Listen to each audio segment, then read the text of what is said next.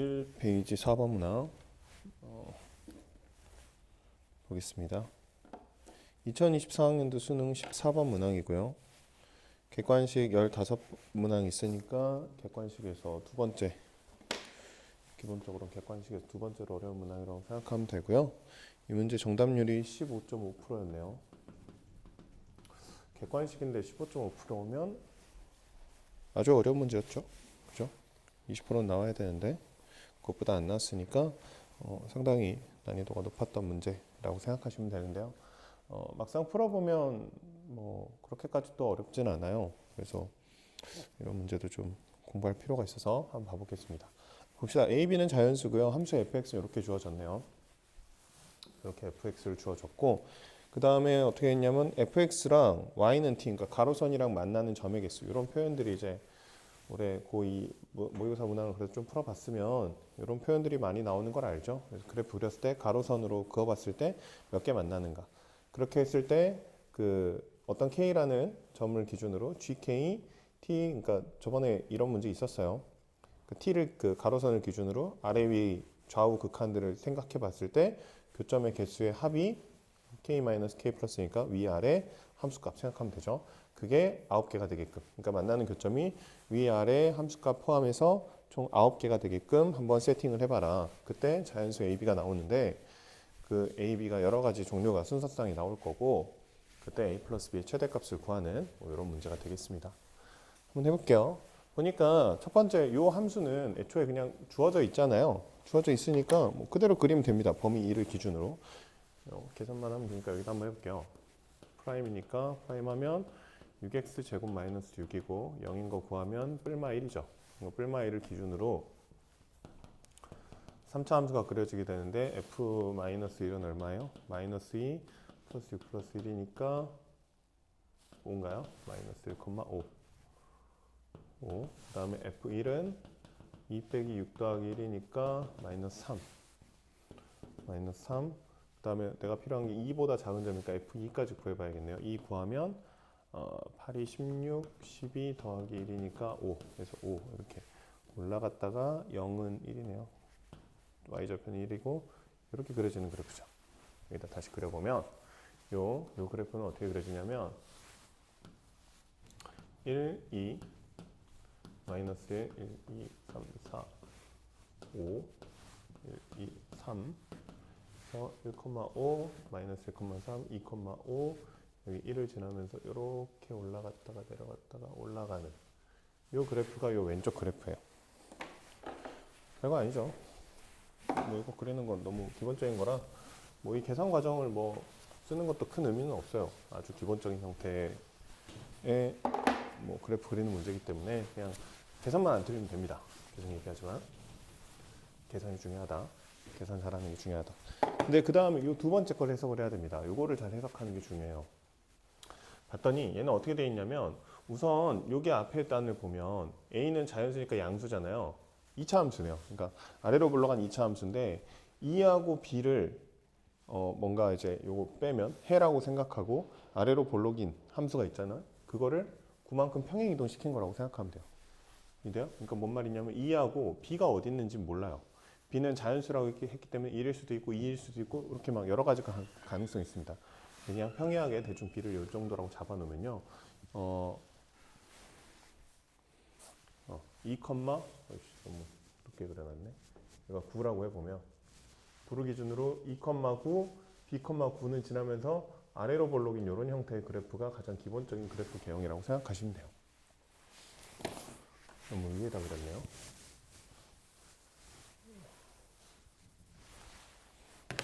아무튼 간에 요 5보다는 위에 있는 어딘가 9겠죠. 어딘가 9에서 요 2를 지나면서 B를 지나는 이렇게 아래로 볼록한 그래프다. 이렇게 생각을 하시면 됩니다. 이 상태에서 이제 이걸 생각하시면 돼요. 가로선을 막 그었을 때 만나는 점의 개수를 생각해봐라. 뭐 이런 겁니다.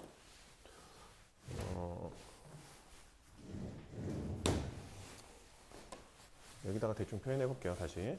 그러면 무슨 말이냐면 지금 그래프가 이렇게 돼 있어요. 요렇게 요렇게 요렇게. 근데 요 선은 같습니다. 5로. 그 상태에서 9가 있는데 우선 2가 지나는 건 확정이에요. 그 다음에 2에서 2차 함수를 그린다고 생각하시면 돼요. 근데 b가 어디 있는지 모르기 때문에 2차 함수는 여러 가지로 그릴 수 있어요. 그러면 생각해보면 가능성은 여러 가지 있는데요. 뭐 생각보다 몇 개 안 나옵니다. 먼저 1이라고 생각해보면 이렇게 되니까 이렇게 올라가는 그래프예요. 2라고 생각하면 2를 기준으로 볼록하니까 얘랑 거의 비슷하게 생겼고요. 2보다 크다라고 생각하면 이렇게 생기는 그래프라고만 구분하시면 돼요. 근데 뭐가 문제냐면 이 축의 맨 아래점, 꼭지점이 어디까지 내려갈지는 모르죠. 그러니까 뭐 기본적으로 잡아보면 여기 5를 기준으로 이렇게 올라가는 게 하나 있을 거고 또 요 사이를 지나가는 게 하나 있을 거고 마지막으로 요 아래 끝단을 지나가는 게 있을 거고 최종적으로는 요 밑에까지 이렇게 내려가는 뭐 요 정도의 경우의 수를 그려볼 수가 있어요. 이해되나요? 그 다음에 요 경우의 수를 다 그려본 다음에 요 케이스가 딱 한 개만 나오게끔 가능하냐라는 질문인 겁니다. 이해되나요? 그러면 어떻게 하면 되냐면 해보면 돼요. 하나씩. 하나씩 해보는 겁니다. 가장 기본적인 이거부터 해볼까요? 가로선을 그었을 때 교점의 개수니까 어떻게 생각하면 되냐면 여기 한 개죠. 뭐 이런 데도 한 개고 뭐 대충 여기 생각해보면 여기는 여기가 빵꾸 뚫려 있군요. 여가 빵꾸고 여가 채워져 있으니까 여기는 한 개가 아니고 빵개네요. 빵개. 여기는 뭐 두 개, 여기는 세 개, 여기는 두 개, 뭐 한 개. 대충 이런 식으로 해볼 수 있거든요. 근데 뭐라고 했냐면 함수값 위, 아래 포함을 해서 총 9가 되는 게 딱 한 경우만 있어야 돼요. 이게 이해되나요? 조금 이 말이 좀 어려울 수 있는데 그걸 잘 찾아내면 돼요. 근데 이 문제를 왜 객관식 15번도 아니고 주관식 가장 최고 난이도 문항도 아니고 14번에 배치를 해놨을까? 뭐 이것도 사실 좀 생각을 해봐야 됩니다.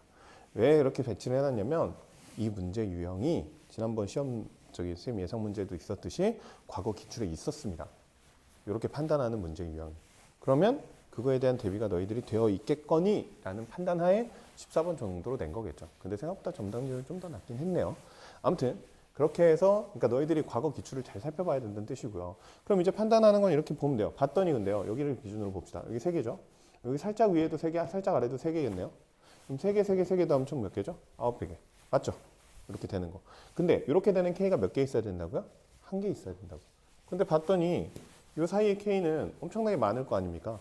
엄청나게 많아요. 그러니까 이 경우는 이렇게 올라가는 경우는 이 조건을 만족하는 K가 아주 여러 개이기 때문에 저 조건에 해당하지 않아서 그런 그래프는 안 되겠다. 이렇게 생각해 볼 수 있어요. 이해되나요? 그래서요. 사실 이 그래프 개형은 생각보다 쉽게 찾아낼 수 있어요. 왜냐면 봅시다. 여기를 지나야 되고요. 여기가 3이면 안 되잖아요. 여기가 여러 개 있으면 안 되잖아요. 그러면 얘는 어찌됐든 얘를 다 감싸면서 그래프가 내려와 줘야 돼요. 이해되나요? 그래야 뭔가 변화가 생길 거 아닙니까? 이 중간에서 끊겨버리면 3개짜리가 많이 나올 테니까. 그러면 가능성은 뭐밖에 없냐면 여기가 딱 닿는 경우랑 얘를 넘어가는 케이스밖에 없어요. 근데 대충 느낌상 뭘 것 같아요? 딱 닿는 경우일 것 같죠? 왜? 딱히 정보가 없잖아요. 문제를 풀어야 되는데 그닥 정보가 없어요. 그럼 뭔가 정보를 만들어줘야 되거든요. 만들 만한 점이 딱 이 점이에요. 여기가 마이너스 3. 딱 이 점을 만들어주기가 제일 좋기 때문에 이 사람이 문제를 출제하면서 이거를 의도하고 냈을 가능성이 높다는 얘기죠. 그래도 사실은 확인을 해봐야 돼요. 그러니까 안 되는 케이스면 밑에 케이스만 한번 해보면 얘도 뭐가 안 되냐면 간단히 찾을 수 있죠. 여기 3이에요. 위에 3, 아래 3이니까 여기 엄청나게 많겠네요. 이해되죠? 그래서 내가 원하는 케이스는 뭐다? 여기. 가로선이 마이너스 3에 딱 접하게끔 만들어지는 2차 함수 그래프를 딱 그려주면 되더라. 이렇게. B가 내가 아니고 뭐 대충 뭐 여기쯤 되겠네요. 이해되나요? 이 상태에서 이제 A, B를 구해봐라 라는 문제가 되겠습니다. 그럼 이제 계산하시면 돼요. 계산하면 되는데 아는 정보라고 뭐밖에 없냐면 저 꼭지점이 마이너스 3이다. 꼭지점의 y좌표가 마이너스 3이다 라는 것밖에 없으니까 저거 쓰시면 됩니다. 그러면 이제 여기 꼭지점의 y좌표는 마이너스 3이고요. x좌표만 찾으면 되겠네요. 근데 우리 2차 함수니까 기본적으로 좌우 대칭인 거 알고 있죠. 그러면 조금 빨리 찾을 수 있어요. 2랑 b 더해서 반으로 나눈. 얘가 x좌표가 될 거다 라는 거 알 수 있고 그럼 어떻게 하면 되냐면 이거를 여기다 집어넣기만 하면 관계식이 나오겠죠. 근데 A, B 두 개인데 식이 하나밖에 없네요. 어떡하죠? 이거 무슨 문제냐면 A 플러스 B의 최대값 구하는 부정방정식 문제입니다. A, B 자연수. 그러니까 얘는 식이 하나여도 계산할 수 있어요. 왜? 부정방정식. A, B가 자연수 또는 정수 뭐 이런 거 들어가 있으면 부정방정식이라고 하죠.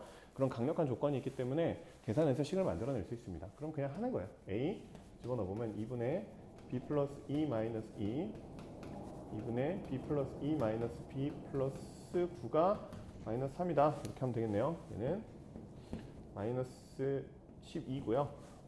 헷갈리니까 양변에 4를 곱해버릴까요? 4 곱하면 A B 플러스 2 마이너스 4 B 플러스 2 마이너스 2B가 4 곱했으니까 마이너스 48 이렇게 되겠네요. 얘는 봤더니 B 마이너스 2고 얘는 봤더니 마이너스 B 플러스 2네요. 마이너스 B면 B 마이너스 2네요. 그러면 마이너스 넘겨버리면 계산 어떻게 되냐면 A B 마이너스 2의 제곱이 마이너스 넘겼으니까 48 이렇게 되는 거예요. 됐나요? 무슨 방정식? 부정 방정식. 그죠? A, B가 자연수. 이거 찾으면 돼요. 근데 또 문제가 뭐냐면요. 뭐 사실 다 찾을 수도 있습니다. 뭐가 있냐면 얘가 제곱이라는 조건이 있죠. B는 자연수예요. 자연수 뭐 2 빼면 얘 정수겠죠. 정수의 제곱이니까 얘는 아무튼 제곱수가 돼야 돼요. 이해되나요? 그럼 48에 약수 중에 제곱수 찾아갖고 집어넣으면 A, B 다 구할 수 있어요. 근데 여기서 질문하는 건 뭐였냐면 아무튼 간에 A 더하기 B가 제일 컸으면 좋겠대요. 그럼 뭐겠어요? A가 48이어야겠죠. 하나만 줄어도 24잖아요. B가 아무리 날고 기어봤자 48보다 뭐 더해서 48보다 커지긴 어려우니까 그럼 B-2가 뭐다? 1이다 라고 생각하시면 되죠. 그럼 B-2는 얼마? 1이 되죠. 제곱해서 1 돼야 되니까 그럼 B는 뭐냐면 3이거나 얼마죠? 1이거나 이렇게 되네요. 그러면 A 더하기 B의 최대값은 48 더하기 3 하면 되니까 답은 얼마? 51 이렇게 되겠습니다. 1번이네요. 됐나요? 정답률 무려 15.5%짜리 아주 어려운 문제인데 막상 다 정리해놓고 아까 뭐 좀 설명은 있었지만 정리해놓고 지우고 보면 풀이가 이 정도밖에 안 나오는 생각보다 간단한 문제입니다. 그러니까 선생님이 얘기하고 싶은 건 기출이 굉장히 중요해요. 이거 작년 수능 문제라 그랬어요. 작년 수능에 너희들이 그러니까 지금 3학년 선배들은 이번 수능 때 이 문제를 봤다는 뜻이에요. 작년 선배구나. 2024학년도 2023년 선배들은 아무튼 이렇게 생각하시면 되고 또 하나 체크할 건 이렇게 그래프를 그려보는데 이 포인트가 뭔가 핵심적인 포인트가 될 거다라는 추론이라기보단 직감이라고 하긴 해야 됩니다. 사실은 문제를 많이 풀어보면 오는 직감적인 느낌 여기가 뭔가 어떤 포인트가 돼야 이게 그나마 좀 풀이가 만들어지겠다. 출제자의 의도 이런 것도 좀 파악할 수 있으면 좋겠습니다. 네, 그러면 또 다른 문제 풀어볼게요.